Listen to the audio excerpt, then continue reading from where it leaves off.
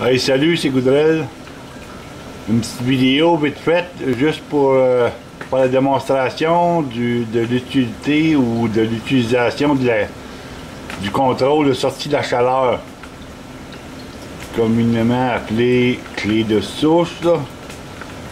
Le contrôle de sortie de chaleur, là, on peut l'utiliser de deux façons. Il y a la façon vers l'arrière et la façon vers l'avant.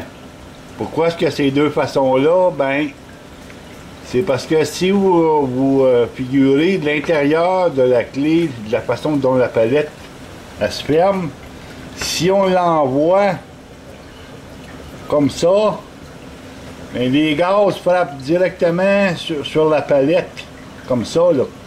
Puis là, mais ça, c'est plus drastique, c'est plus, ça coupe encore plus, si vous voulez, là. Parce que si on l'envoie de cette façon-là, mais là, les gaz, c'est moins drastique, là. Les gaz viennent à bout de monter, là, ça coupe, mais c'est moins drastique. C'est pour ça qu'on dit que la clé, quand on l'utilise vers l'arrière, c'est pour les journées à petit vent. Parce que les vents, ça crée de la pulsation à l'intérieur, là. Ça crée de la pulsation et puis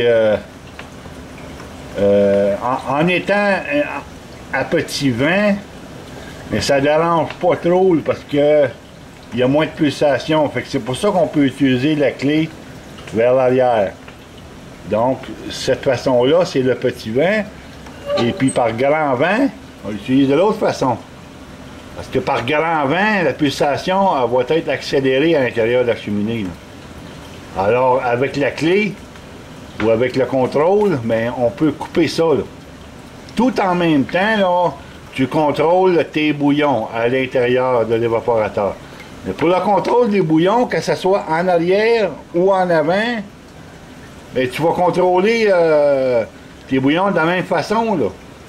Plus tu vas le couper ici, plus que tu vas avoir du bouillon en avant. Moins tu vas le couper ici, bien, plus tes bouillons vont se transporter là, vers l'arrière de l'évaporateur. C'est normal, c'est la façon dont tu vas utiliser ta chaleur sous les pannes. C'est ça que c'est la clé. C'est ça que c'est le contrôle, là.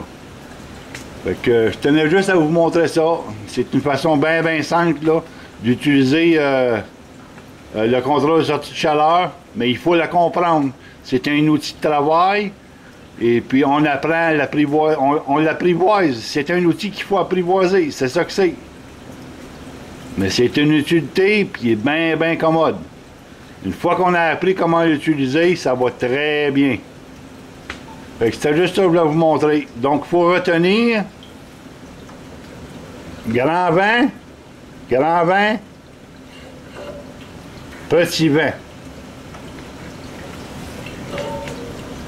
Les journées où la pression barométrique n'est pas à son idéal, là, les journées pluvieuses, quand la pression baisse, là, les journées pluvieuses, ou vers les 4 heures, là, vers les 4 heures, là, avant la soirée, on dirait que la pression change.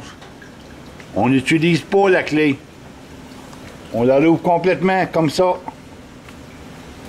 Avec la pression barométrique n'est pas à son meilleur pour bouillir, c'est quand ça ne veut pas bouillir, on regarde les bouillons, on dirait qu'on a bien beau faire du feu, ça marche pas, ça ne veut pas bouillir. C'est parce que les journées où la pression barométrique elle a baissé, où c'est pluvieux, puis ben on l'utilise pas.